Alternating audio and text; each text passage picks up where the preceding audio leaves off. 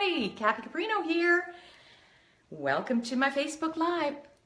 Yet again, late, and one of my challenges is, to be honest, I have a light-filled home. It's a contemporary and light is just drenching in, which is so wonderful and I love it.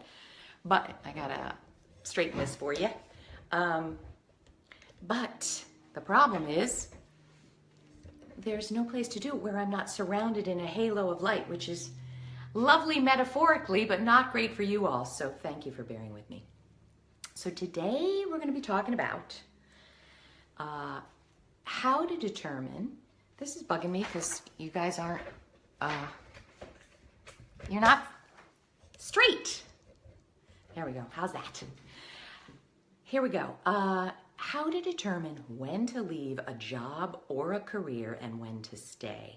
And I want to tell you, I pick this topic every once in a while, or more frequently now, I'll post on LinkedIn and Facebook to see what are the topics that are burning for you, the issues, the challenges, the questions that you have. And I get this question a lot, and a few people mentioned it both on LinkedIn and Facebook, so I thought I'd tackle it for you. So, again, how to determine when to stay or when to leave a job or a career. So here's one thing, there's a lot of things I want to talk about. The very first thing is this, I had an 18-year corporate career, you know that, and then I launched a therapy practice and a coaching practice and a business. Now it's a business, online and in person. And I want to tell you this, what I've learned as an entrepreneur, and with all the entrepreneurs I meet, there is something so vitally important about the entrepreneurial approach that I teach every corporate person I work with. And I teach everyone who wants to build a great career. So what do I mean by the entrepreneurial approach? So folks who have launched a business and will not take no for an answer. They believe in this business, they believe in this endeavor, whether it's an online business or whatever it is. Entrepreneurs, great ones, have a list of traits that I believe we all could be more successful if we emulate. So what do I mean? They're very flexible, they're fluid, they pivot, they don't stay stuck in a mentality that it's gotta look this way or bust. They're resourceful, they're innovative, they're creative, they're nimble, they see what they have and how the market is responding to what they have, and they move with it. So they're risk embracing. Some of them are very risk intensive, but an entrepreneur who's great, who's very successful, is not risk averse. You can't be. I really believe that all of those traits are what everyone needs to build a happy, successful career or livelihood.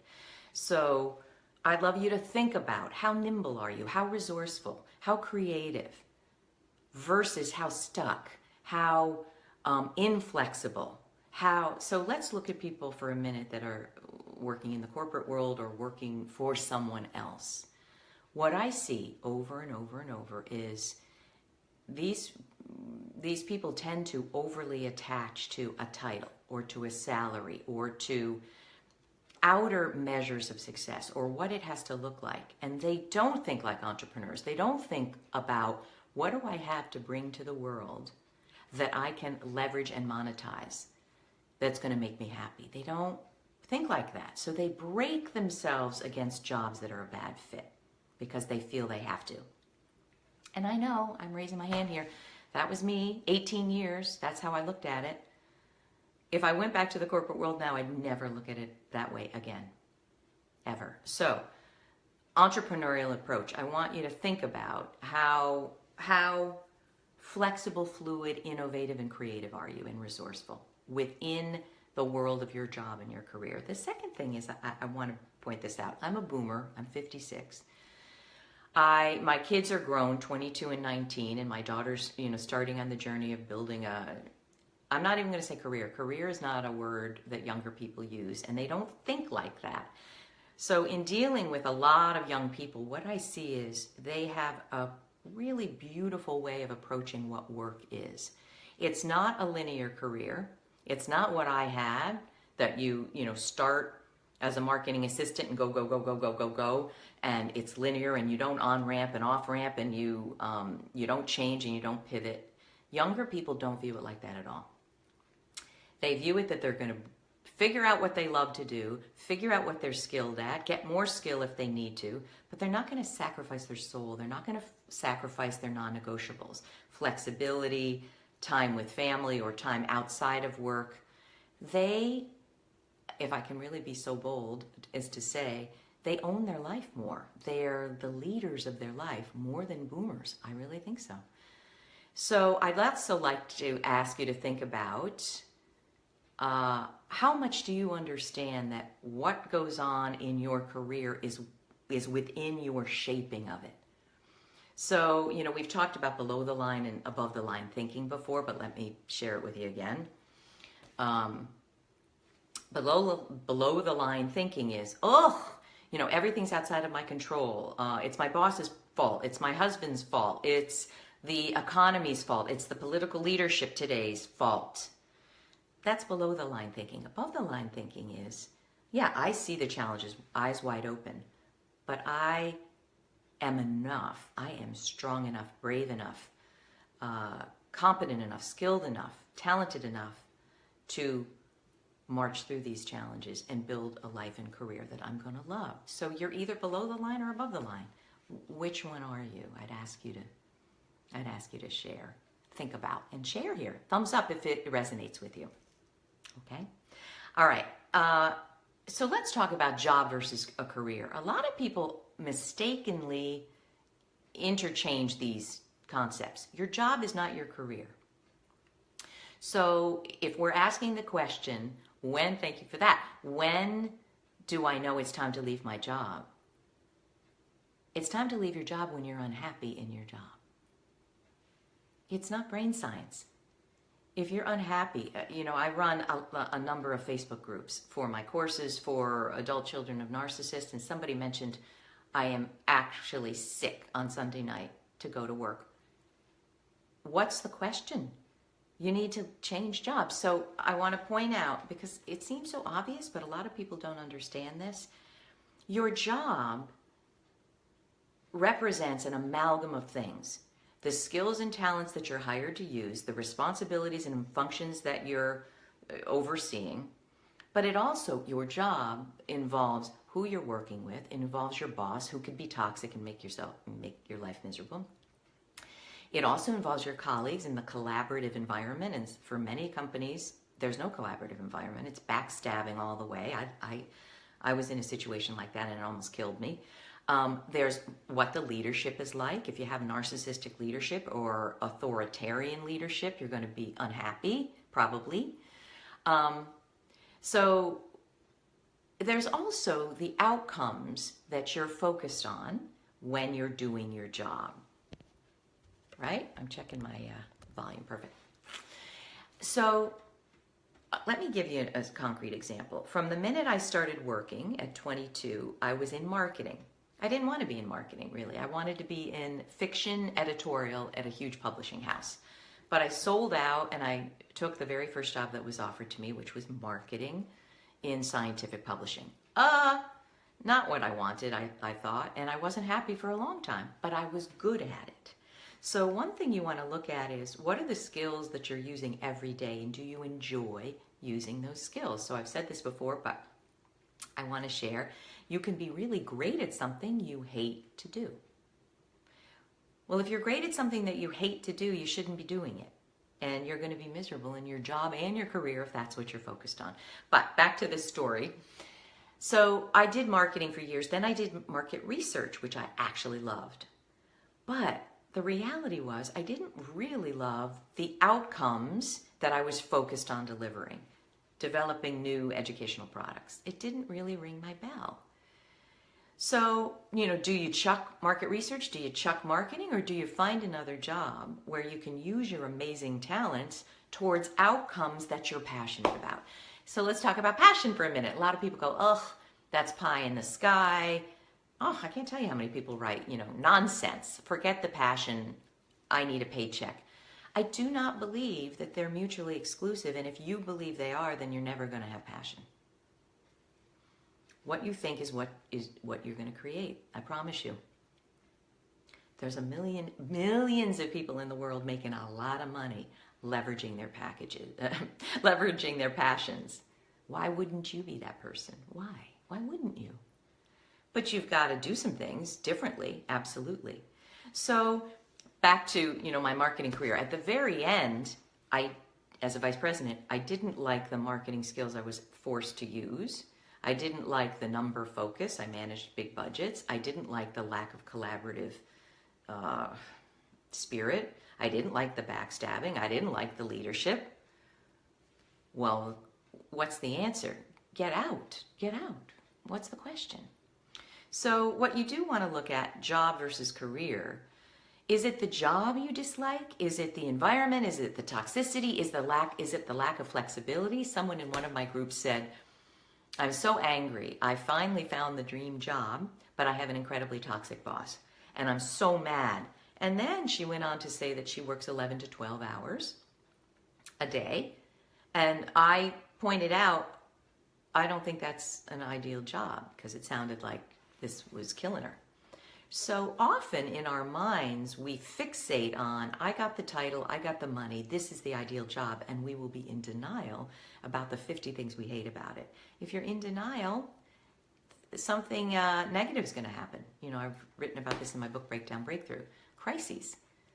The more you're in denial, and the more you say, well, parts of this work, but I hate the rest of it, but I'm not going to look at what I hate, the more you're going to have a crisis. Either you're going to be kicked out or fired or laid off or dressed down, or you're going to have a toxic boss. There are signs everywhere. So you want to look at the job, who you're working for, what you're surrounded by, and the outcomes that you're focusing on. And you also want to look at, is this the career that I really want? So for me, after a brutal layoff after 9/11, I had the incredible awakening with the help of a therapist that I don't want to do this career at all. I'm done. I want to help people, not hurt people and be hurt. And from that discussion, became a therapist, coach, writer, speaker. My gosh, if the universe hadn't given me that crisis and kicked me out, and I do believe it was a universal experience, I'd probably have throat cancer. I'm not kidding. I was chronically sick here, as you know, all the time. So job versus career, you got to separate them and understand, is it the entire industry and field and function I don't want, or is it just this job? Okay, now, when to leave? Okay, so back to this. A lot of people are going to say, I can't leave this. It's the only job I can get, or it's close to home, or it has this and that and the other thing. I really believe that we didn't come here on this planet at this time to do work we hate. That's not why we're here. Now, sometimes we have to stay in a job we don't like because of limitations that we're facing. But my view is you should always plant the seeds for your future self. Do what you have to stay afloat, but plant the seeds for your future self. What does that look like? Okay, here's what I feel you need to know here. In order to effectively evaluate if is it time to leave and shift, and in order for you not to feel like a victim and stuck in a box with a lid on that you can't get out of, which is what I hear so often.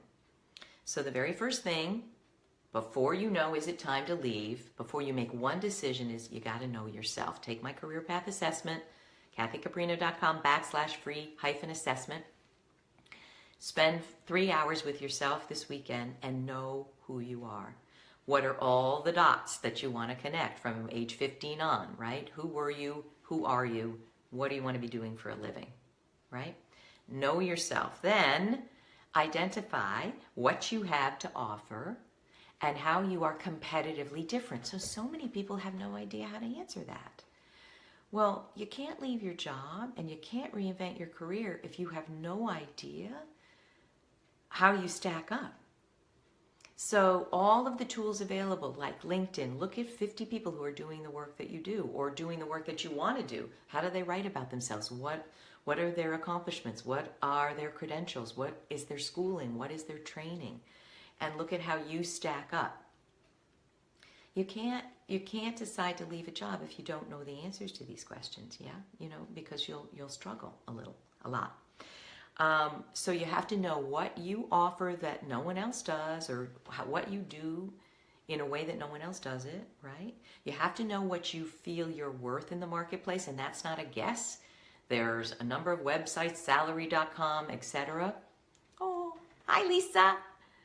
So cool. I love it. Thank you, hon. What are you saying in particular here? This resonates so much.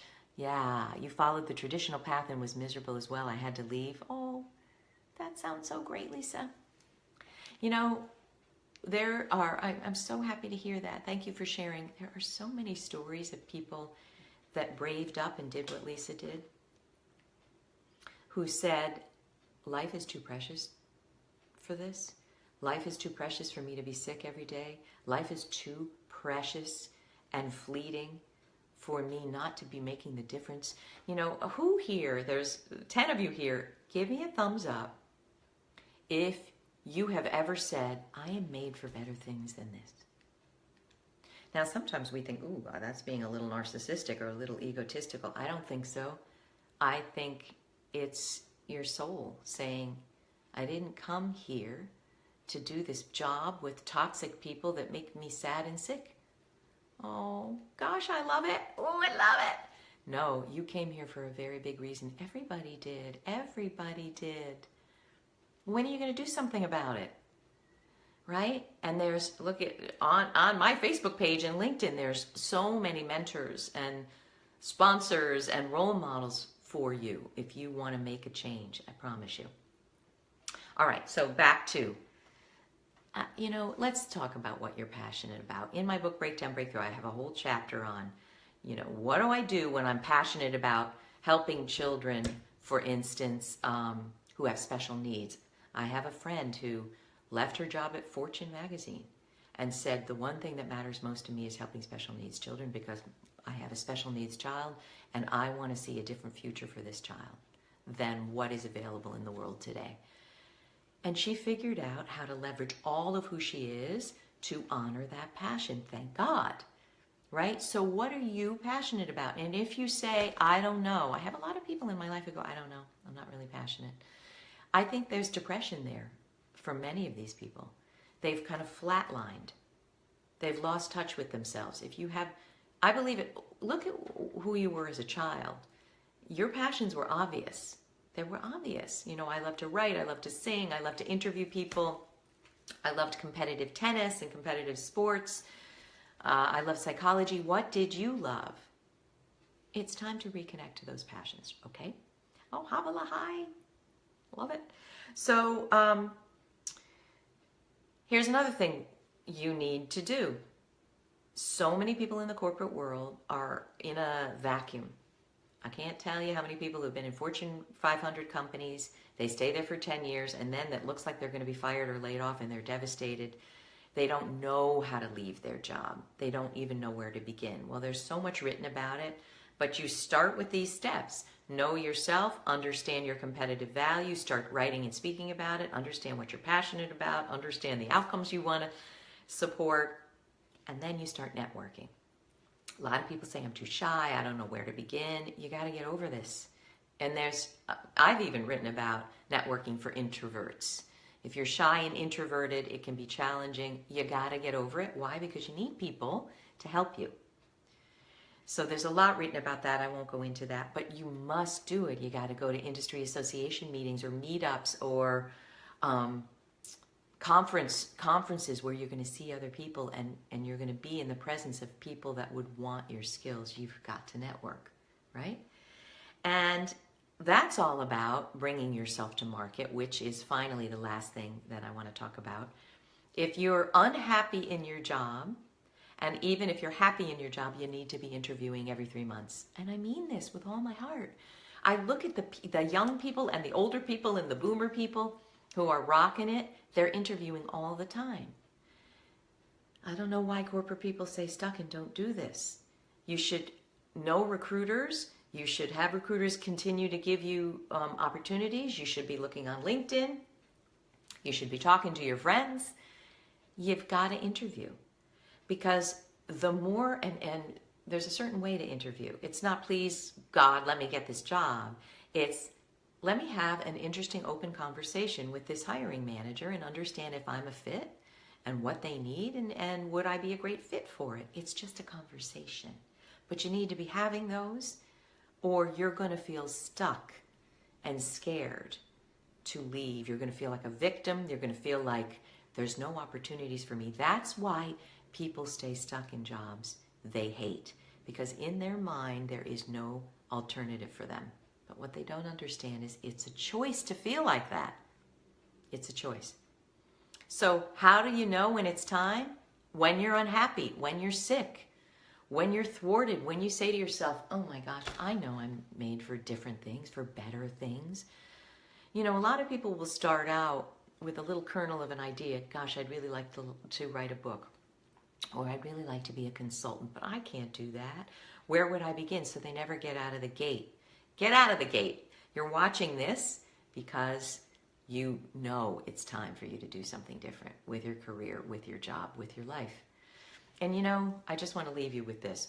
I'm launching this year many more personal growth programs, because we are a person when we show up to our professional life. And if you're not leading your own life beautifully, you can't lead anything else. You can't manage anything else. You can't be successful. You got to lead your own life. There we go. So who's got some questions? I came late, so let's stay on for 5 more minutes, shall we? All right. Havala. What do you got here? Oh, same bike I've been pedaling for a while. Intellectually so there. Emotionally still dragging, but getting closer each day. Oh, Havala, it's a journey, isn't it? It's a journey. I hear you. Sometimes it's our emotional mood. Sometimes it's the energy we have access to. Sometimes it's crushing responsibilities that keep us focused on just getting through rather than change. And you know, I will not kid you, career change and reinvention takes energy. A lot of people who I work with who are in my courses who continually say, I don't have the energy for this, it's usually because they're going through some other form of crisis in their life that is really drawing their attention and their heart and their spirit. If that's you, you got to love yourself. Oh, and I want to say this, happy Valentine's Day. And this is what I'd love everyone to do. Love yourself more today. Yes, we've got children who are showering with Valentine's gifts, and loved ones and spouses and partners and mothers and sisters. Shout out to mine. But nothing's going to change your life or your world more than loving yourself today more than you do, and loving yourself every day more. So Havala, love yourself. You know, it's a journey. It's a journey. And I love it that you're sharing and that you come here every week. You've been in my course. I really appreciate that. I appreciate how much you focus on improving and bettering your life and dealing with all the challenges that we women face today. It's pretty inspiring. Thank you for being here. All right. Ooh, love that. Lisa, are you right? Women are trained, and my goodness, I cannot wait to see this change. It's probably not going to change in my lifetime, but I'm seeing this shift with the younger people I'm working with. Women are culturally trained, and it's even more so in other countries, you wouldn't believe it, that we cannot put ourselves first, that we're even being selfish to work. I mean, in some cultures, some cults, some groups, some factions, they believe that women should be barefoot pregnant and not dare to think about having a sphere of influence outside the home. I, of course, don't agree with that. Choose what you want, whatever is right for you, but don't make women wrong for wanting to work. Choose what's authentic based on your authentic beliefs, but don't make other people wrong for what you believe. That's just crushingly negative. What was I saying? Oh, but women are trained to put other people first. You know, that permeates in every possible way you can imagine, like the research that shows that forceful, assertive women are punished in our society. Just look at the research. I've written about it in Forbes. We're punished. Well, that's got to change. And yeah, that'll change the whole system. That'll change the whole dynamic. And I know we're all trying to figure it out, men and women. How do we be who we really want to be and make room for others? But I feel like the answer isn't self-abnegation and giving up yourself entirely. That doesn't work. So we got to figure out how to balance who we want to be for others with how we want to live this precious life that we were given. Big question, I know. So who's got a question? One more question about, I don't know if I want to leave my job, my career. Who's got a question? Somebody's out there with a question. No? No questions? Is it time to leave? Is it, should I stay? What about a toxic boss? So since I'm working with so many toxic situations for people, let me just leave you with this. If you love your job but have a very toxic boss, here's what I'm going to say. Let's say the boss is narcissistic. You're not going to win that. You're not going to win that. If they are narcissistic, you can't challenge them. You can't speak up. You can't go to HR. It's a disaster because the narcissist will find out and they will drum you out. Narcissists can't be challenged. You're going to have to find something else. Find a different division. Find a different unit.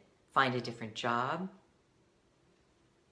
And you know what? Let me just leave you with this. There isn't only one job. Just like there isn't only one soulmate that you should be looking for. There are a lot of people to love in the world. And if we wait only for that soulmate may have reincarnated 100 years before you. Look for new opportunities, excuse me. And the quicker that you can let go of victimized mentality, the quicker you can say, wow, I don't really understand why this is happening, but I'm going to get out of this situation because I do not deserve to be abused and mistreated. I will not tolerate it.